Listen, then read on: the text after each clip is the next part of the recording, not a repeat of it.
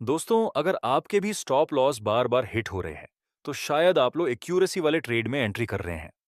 अगर आपको ट्रेडिंग में एक्यूरेसी को इंक्रीज करनी है तो यह वीडियो स्पेशली आपके लिए है। याद रखना दोस्तों, ज्यादा एक्यूरेसी का सीधा कनेक्शन है ज्यादा प्रॉफिट से।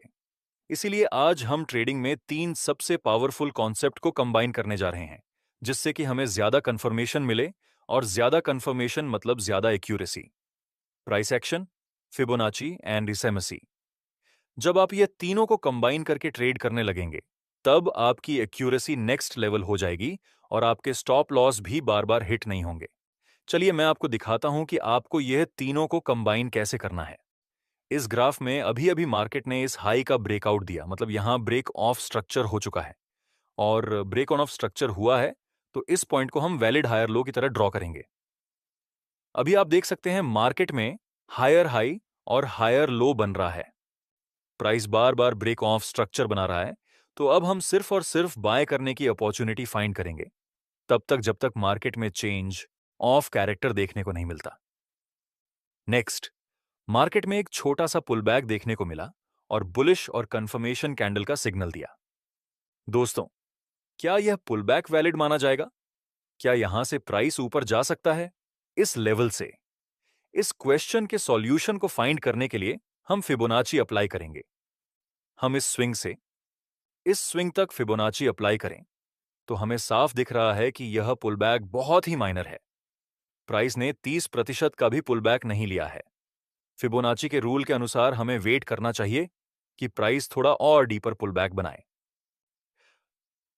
और दूसरी बात, अगर हम इस जगह पर बाय करते तो यहां रिसेंट में ही एक छोटा सा रेजिस्टेंस बन रहा है। हो सकता है कि प्राइस इसको रिस्पेक्ट करे। यहां पर ट्रेड न करने की दो वजह है।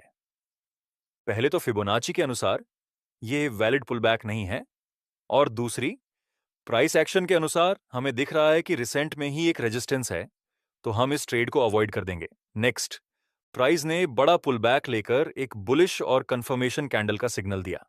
अगर हम यहां पर फिबोनाची अप्लाई करेंगे तो हमें दिख रहा है कि मार्केट ने फिबोनाची के 0.5 लेवल तक रिट्रेसमेंट दिया था और उसके बाद हमें बुलिश कैंडल का सिग्नल मिला। फिबोनाची के 0.5 और 0.618 के लेवल को हम गोल्डन जॉन मानते हैं। अगर गोल्डन जॉन के पास हमें कोई बुलिश सिग्नल मिला है तो हम यहां पर ट्रेड में एंट्री कर सकते हैं। लेकिन अगर हम थोड़ा और इंतजार करें तो वे हमारे लिए बेहतर रहेगा। अभी ये नॉर्मल ट्रेड बना है, अभी ये हाई एक्यूरेसी ट्रेड नहीं बना। प्राइस गोल्डन जॉन से ऊपर जा सकता है, इसमें कोई डाउट नहीं है। फिबोनाची के अनुसार यहां पर हमें ट्रेड करना चाहिए, लेकिन हमें चेक करना है कि प्राइस एक्शन क्या बोल रहा है। प्राइस एक्शन के अनुसार यहां इंटरनल स्ट्रक्चर में लोअर लो और लोअर हाई की शुरुआत हो चुकी है। ऊपर से एक बेयरिश ट्रेंड लाइन भी बन रही है। अगर हमें हाई एक्यूरेसी वाले ट्रेड करने हैं तो हमें वेट करना ही चाहिए कि प्राइस इस ट्रेंड लाइन को ब्रेक कर दे। नेक्स्ट, प्राइस ने इस ट्रेंड लाइन को ब्रेक कर दिया और आखिर में फिर से प्राइस इस ट्रेंड लाइन को रिटेस्ट करने के लिए आया। अगर हमें यहां कोई बुलिश कैंडल का सिग्नल मिलेगा तो वो हमारे लिए हाई एक्यूरेसी ट्रेड की तरह काम करेगा। और ऐसा क्यों, मैं आपको समझाता हूं। अगर हम इस पॉइंट से इस स्विंग पर फोकस करें तो ये पुलबैक फिबोनाची के गोल्डन जोन में आ रहा है। प्राइस एक्शन की बात करें तो ये ट्रेंड लाइन पहले जो रेजिस्टेंस थी, अब वह सपोर्ट का काम करेगी। ये जो पहले रेजिस्टेंस था वह भी अब सपोर्ट का काम करेगा। ये तो हो गई फिबोनाची और प्राइस एक्शन की बात। अगर हम स्मार्ट मनी कॉन्सेप्ट को देखें तो यहां एक ऑर्डर ब्लॉक बन रहा है और इसी ऑन ऑर्डर ब्लॉक के ऊपर फेयर वैल्यू गैप भी बन रहा है। ऐसी लोकेशन पे बुलिश रिजेक्शन कैंडल मिले तो हमें वहां कॉन्फिडेंस होंगे ट्रेड करने में। नेक्स्ट, एक बुलिश कैंडल देखने को मिली, लेकिन दूसरी कैंडल ने इसके हाई को बॉडी से ब्रेक नहीं किया बल्कि विक से ब्रेक किया। तो हम वेट करेंगे कि प्राइस इस कैंडल के हाई को बॉडी से ब्रेक करे, और अगली कैंडल ने इस कैंडल के हाई को बॉडी से ब्रेक कर दिया। दोस्तों, प्राइस एक्शन के अनुसार यहां पर बाय करने का सिग्नल बन रहा है। फिबोनाची के अनुसार यहां पर बाय करने का सिग्नल बन रहा है और एसएमसी में प्राइस ने इस फेयर वैल्यू गैप को टच किया जिसके नीचे ऑर्डर ब्लॉक है। तो एसएमसी के अनुसार भी यहां पे बाय करने का सिग्नल है। तीनों कॉन्सेप्ट एक ही सिग्नल दे रहे हैं बाय करने का, तो इसे ही हम हाई एक्यूरेसी वाले ट्रेड कहते हैं। हम यहां पर एंट्री कर लेंगे। स्टॉप लॉस इस कैंडल के लो के नीचे और पहला टारगेट इस लेवल तक रखेंगे और बाकी के टारगेट को हम ट्रेल करेंगे। नेक्स्ट, प्राइस हमारी डायरेक्शन में गया और हमारा प्रॉफिट टारगेट कंप्लीट हो गया। दोस्तों, इसमें हमारा टारगेट कंप्लीट हुआ, ये कोई लक की बात नहीं है। यहां पर पहले से ही पॉसिबिलिटी हाई थी कि हमारा प्रॉफिट टारगेट हिट होगा, क्योंकि एसएमसी, फिबोनाची और प्राइस एक्शन तीनों के अनुसार बाय करने का सिग्नल था। ऊपर से यहां पर मार्केट की डायरेक्शन भी बुलिश थी, हम ट्रेंड के साथ भी थे। तो इस तरह से आपको यह तीनों कॉन्सेप्ट को कंबाइन करना है, और जब आप इसको सही तरह से कंबाइन करके ट्रेड करने लगेंगे, तब आपकी एक्यूरेसी कितनी अच्छी हो जाएगी, ये मुझे बताने की जरूरत नहीं है, आप खुद समझ जाएंगे। एक इंपॉर्टेंट बात, अगर आप ट्रेडिंग को लेकर लाइफ में बहुत सीरियस हैं, तो इंटरनेट पर रैंडम वीडियो देखने से कुछ नहीं होगा। यहाँ थोड़ा बहुत सीखने को जरूर मिलेगा, लेकिन प्रॉफिटेबल नहीं बन पाएंगे। प्रॉफिटेबल ट्रेडर बनने के लिए आपको चाहिए ट्रेडिंग की कंप्लीट नॉलेज, इसीलिए हम आपके लिए लाए हैं। वैसे एसएमसी ट्रेडर ऐसा करते हैं कि जैसे ही प्राइस इस फेयर वैल्यू गैप को टच करेगा, तो एसएमसी ट्रेडर इस जोन पर ही बाय कर लेंगे और अपना स्टॉप लॉस यहां पर रखेंगे, इस ऑन ऑर्डर ब्लॉक के नीचे। लेकिन हमने एंट्री किया रिजेक्शन कैंडल का सिग्नल मिला तब। अब इसमें क्या फर्क है? हमारा रिस्क रिवॉर्ड रेशियो थोड़ा सा छोटा था।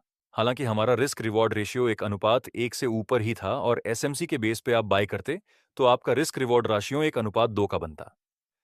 लेकिन अगर आप बिगिनर हैं, तो मैं आपको ऐसी एडवाइस नहीं दूंगा कि आप इस जोन पर डायरेक्ट ही बाय कर लें। अगर हम किसी लेवल पर या फिर एसएमसी के किसी लेवल पर रिजेक्शन कैंडल का वेट करेंगे, तो वहां पर हमें एक्यूरेसी काफी हद तक अच्छी मिलेगी।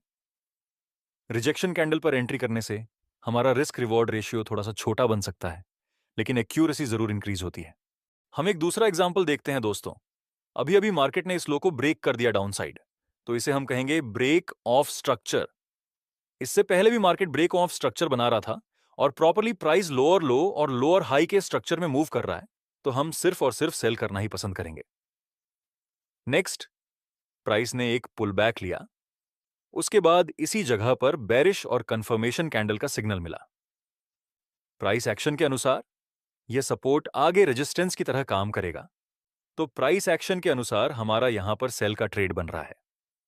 फिर फिबोनाची की बात करें तो यह पुल बैक फिबोनाची के 0.5 के लेवल को टच कर रहा है, यानी प्राइस फिबोनाची के गोल्डन जोन से रिजेक्शन ले रहा है।